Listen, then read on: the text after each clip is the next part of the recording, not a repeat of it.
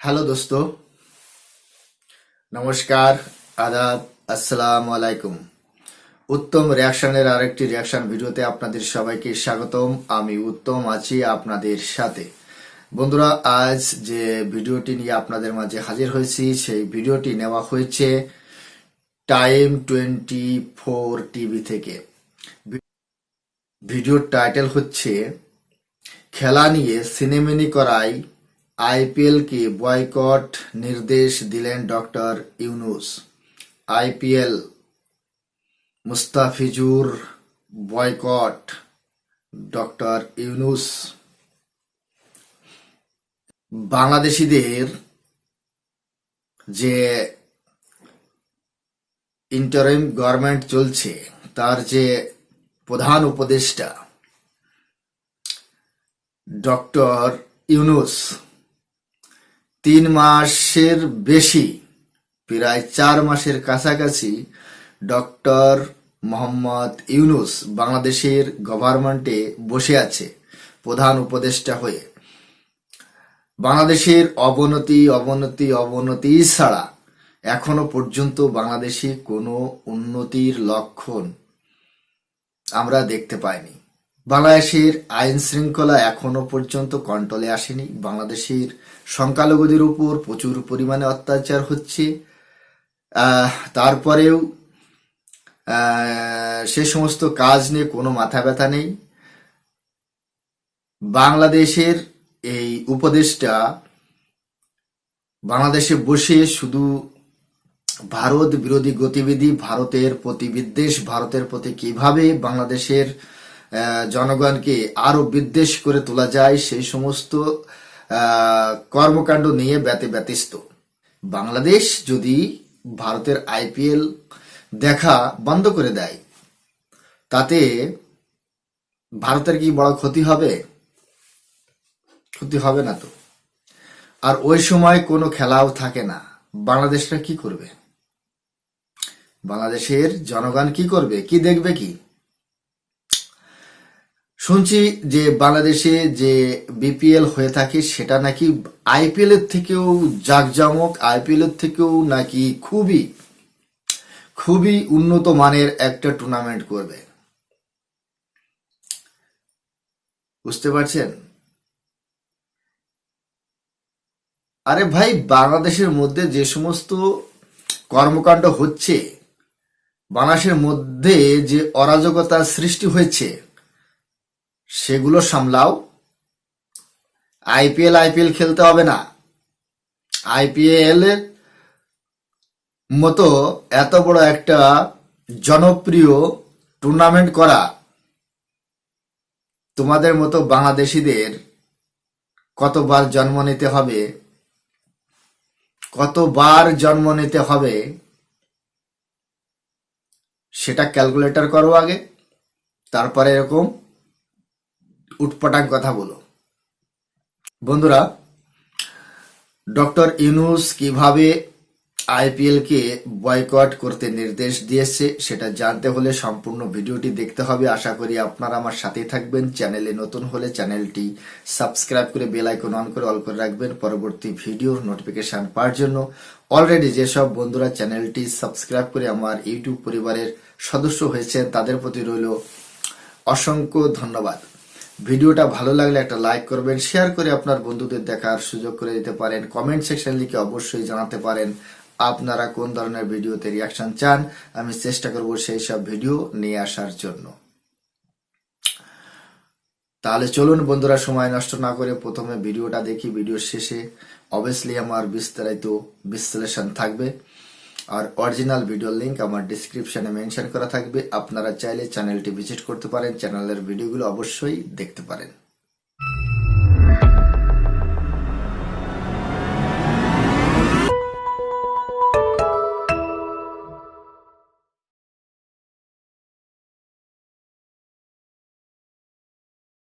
কেন বাংলাদেশি ক্রিকেটাররা উপেক্ষিত আইপিএল এর মেগা নিলামে? উত্তরের খোঁজে পুরো দেশ। কেউ দেখছেন প্রতিবেশী ভারতের সাথে সাম্প্রতিক দূরত্ব, কারো চোখে ক্রিকেটারদের মান এবং সুযোগ পেয়েও অতীতে প্রমাণ করতে না পারা।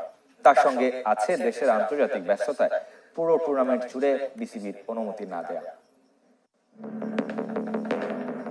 শেষ কবে বাংলাদেশিদের ছাড়া হয়েছে আইপিএল? খুঁজতে গেলে ফিরতে হবে 14 বছর পেছনে। সব শেষ 2010 সালে। 10 ফ্র্যাঞ্চাইজি মিলে মেগা নিলামে 182 জন খেলোয়াড় কিনতে খরচ করলো 920 কোটি রুপি, অথচ 30 লাখ থেকে 2 কোটি রুপির 12 বাংলাদেশির কেউই দল পেল না। আইপিএল এর সাথে যার সম্পর্কটা সবচেয়ে বেশি, সেই সাকিব আল হাসানের নামই ওঠেনি নিলামে। মুস্তাফিজ ও রিশাদের নাম উঠেছিল, আগ্রহ দেখায়নি কোনো ফ্র্যাঞ্চাইজি। আইপিএল এ কেন উপেক্ষিত বাংলাদেশি ক্রিকেটাররা? ইতিহাস ঘাটলে দেখা যায় সাকিব মুস্তাফিজ ছাড়া বাকিদের অভিজ্ঞতা মোটেও ভালো না। খেলতে গিয়ে অপর্যাপ্ত সুযোগ কিংবা ম্যাচের পর ম্যাচ সাইড বেঞ্চে বসে থাকা টাইগার ক্রিকেটারদের নিয়মিত ঘটনা। মোহাম্মদ আশরাফুল, মাশরাফি, আব্দুর রাজ্জাক, তামিম ইকবাল কিংবা গত আসরে লিটন দাস, সবার গল্প এক। আবার যখন সুযোগ পেয়েছেন তখন নামের প্রতি সুবিচার করতে পারেননি। কলকাতার হয়ে এক ম্যাচে শেষ ওভারে 26 রান দিয়ে মাশরাফির ডোবানো কিংবা আশরাফুলের 10 বলে 2 রান করা তারই উদাহরণ। তবে মোস্তাফিজ আর সাকিবের ব্যাপারটা আলাদা। গেল আসরে 9 ম্যাচে 14 উইকেট নিয়েছেন মোস্তাফিজ। মহেন্দ্র সিং ধোনির সাথে বোঝাপড়াটাও প্রকাশ পেয়েছে প্রায় প্রতি ম্যাচে। অন্যদিকে সর্বোচ্চ 9 আসরে অংশ নেওয়া সাকিব নিঃসন্দেহে কলকাতা নাইট রাইডার্স ও আইপিএল এর বড় বিজ্ঞাপন। তবুও এই দুই ক্রিকেটারের দল না পাওয়ায় হতাশ বাংলাদেশিরা। তাদের চোখে ক্রিকেটীয় চেয়ে রাজনৈতিক কারণটাই বড়। নানা ইস্যুতে ভারত বাংলাদেশ সম্পর্ক সাম্প্রতিক সময়ে শীতল। ভারত সফরে বাংলাদেশের ম্যাচ বয়কটের ডাক দিয়েছিল ভারতের কট্টরপন্থী হিন্দু সংগঠন হিন্দু মহাসভা। তাই বাংলাদেশি ক্রিকেটার নিলে ফ্র্যাঞ্চাইজির ওপর নেতিবাচক প্রভাবের ঝুঁকিও ছিল। আবার বিসিবির অসহযোগিতাও এড়িয়ে যাবার সুযোগ নেই। আইপিএল এর সাথে বাংলাদেশের আন্তর্জাতিক সূচি প্রায় সময়ই সাংঘর্ষিক। পুরো মৌসুমের জন্য অনাপত্তিপত্র দিতে চায় না বোর্ড। তাসকিন আহমেদ 2 বার দল পেয়েও বিসিবির বাধার কারণে আইপিএল খেলতে পারেননি। আর এবার তো দলই পেলেন না কেউ। ফ্র্যাঞ্চাইজি ক্রিকেটের শীর্ষ টুর্নামেন্ট থেকে ছেদ পড়ল বাংলাদেশের।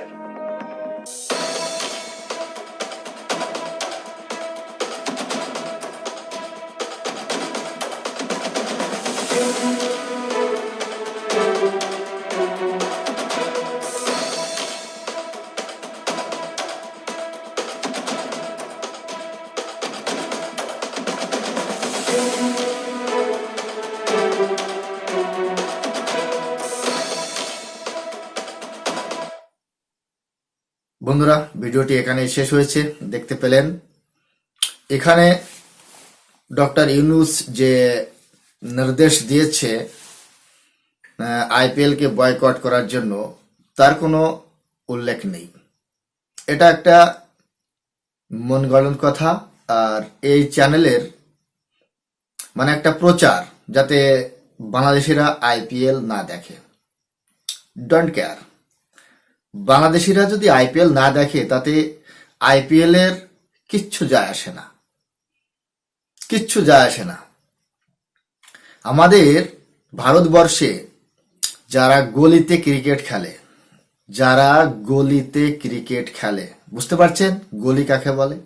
পাড়া মহল্লায়, পাড়া মহল্লাতে যে সমস্ত প্লেয়ার আছে, পাড়া মহল্লায় যারা ক্রিকেট খেলে, অন্তত বাংলাদেশিদের যে সমস্ত প্লেয়ার তাদের থেকে অনেক ভালো খেলে, তাদের থেকে অনেক ভালো খেলে, অনেক গুণ ভালো খেলে। বাংলাদেশের যেসব সিঙ্গার রয়েছে, আমাদের বাথরুম সিঙ্গার তার থেকে অনেক সুন্দর গান গায়, বুঝতে পারছেন? আর সব জায়গায় বাংলাদেশিদের ওই একটাই টপিক, মানে সব জায়গাতে রাজনৈতিক সমীকরণ নিয়ে চলে আসে, রাজনৈতিক টানাপোড়েন নিয়ে চলে আসে। একটা কথা আমি বলতে বাধ্য হচ্ছি যে বাংলাদেশের জনসংখ্যা হচ্ছে হুজুকে মাতাল, হুজুকে মাতাল। বাংলাদেশ সফরে গিয়েছিল প্রধানমন্ত্রী নরেন্দ্র মোদী। সমগ্র ঢাকা জুড়ে উন্মাদ জঙ্গি গোষ্ঠী, জামায়াতে ইসলাম এবং মৌলবাদী যারা,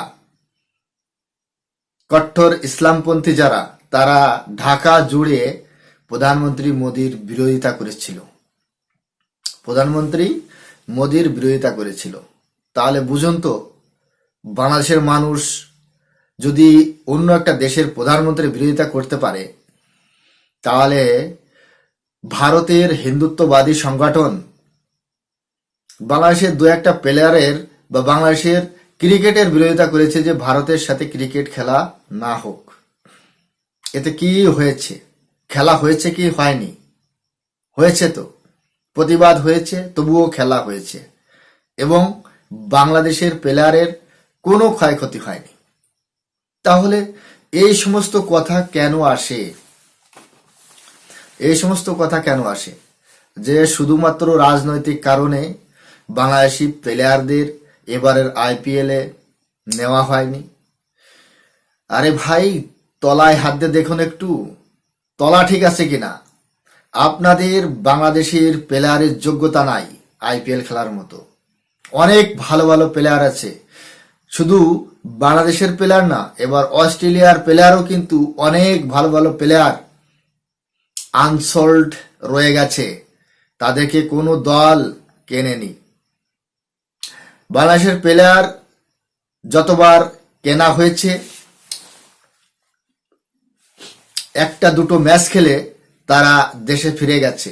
কেন ভাই? এত কোটি টাকা খরচা করে, 2 কোটি 3 কোটি টাকা খরচা করে বাংলাদেশি প্লেয়ারদের কেনা হবে, তারপর সম্পূর্ণ ম্যাচ খেলবে না, মাঝ রাস্তায় ফেলে তারা নিজের দেশে চলে যায়। বাংলাদেশের যে প্লেয়ার, তারা জিম্বাবুয়ের সাথে খেলার জন্য মুস্তাফিজুরকে ফিরিয়ে নিয়ে গেছে, জিম্বাবুয়ের মতো একটা টিমকে তার সাথে ফাইট করার জন্য।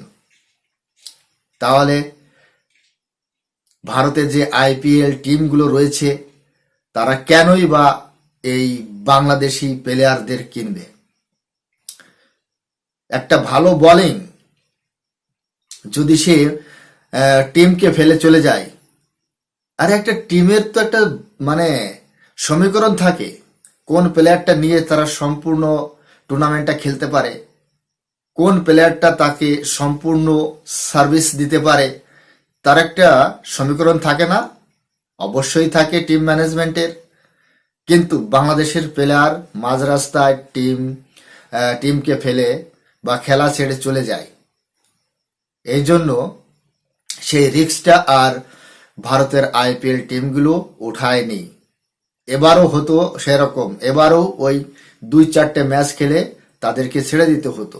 অতএব সেই সমস্ত চুক্তি নিয়ে যখন প্লেয়ার অকশনে নাম লেখায়, সেখানে কোনো আইপিএল টিম আর কিনতে চাইছে না। তার কারণ তারা বুঝে গেছে, ভারতের আইপিএল টিমগুলো বুঝে গেছে যে এদের দিয়ে কিছু হবে না, এদেরকে নেওয়া বৃথা, শুধুই টাকাগুলো জলে যাবে। আর যারা বলে যে বেঞ্চ স্টেজে বসিয়ে রাখে বাংলাদেশি প্লেয়ারদের, একটা কথা বলুন তো, তারা যতবার সুযোগ পেয়েছে ততবার তারা কি তাদের নামের সাথে বিচার করতে পেরেছে? তাদের কারিশমা কি দেখাতে পেরেছে? পারেনি, বরং তাদের জন্য আরো টিম হেরেছে। বাংলাদেশের প্লেয়ারদের যে না কেনা, এতে আমরা খুশি, অখুশি না। আর বাংলাদেশের মানুষ আইপিএল দেখলেও ভালো, না দেখলেও ভালো, তাতেও আমাদের কোনো কিছু যায় আসে না। তাতে আমাদের আইপিএল এর বিন্দু মাত্রও কোনো ক্ষতি হবে না, কোনো ক্ষতি হবে না।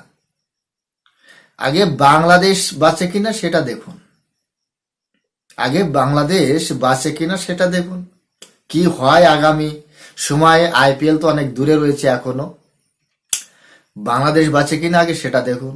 বাংলাদেশের কথাই ভাবুন, বাংলাদেশের প্লেয়ারের কথা ভাবুন। আগে আপনাদের খেলার যোগ্যতা অর্জন করুন, তারপরে আসবেন টুর্নামেন্ট খেলার জন্য। তো বন্ধুরা, আপনাদের কি মতামত সেটা কমেন্ট সেকশন অবশ্যই ওপেন রয়েছে, আপনাদের মতামত সেখানে লিখতে পারেন। ভালো করে বাংলাদেশিদের বুঝিয়ে দিতে পারেন যে তারা কতটা ক্রিকেটে উন্নত, তারা কতটা ক্রিকেটে পারদর্শী, তার সম্পর্কে। আপনারা যদি চ্যানেলে নতুন হয়ে থাকেন তাহলে চ্যানেলটি সাবস্ক্রাইব করে বেল আইকন অন করে অল করে রাখবেন পরবর্তী ভিডিওর নোটিফিকেশন পাওয়ার জন্য। সবাই ভালো থাকবেন, সুস্থ থাকবেন। দেখা হচ্ছে নেক্সট রিয়াকশন ভিডিওতে। ততক্ষণ সবাইকে নমস্কার, জয় হিন্দ।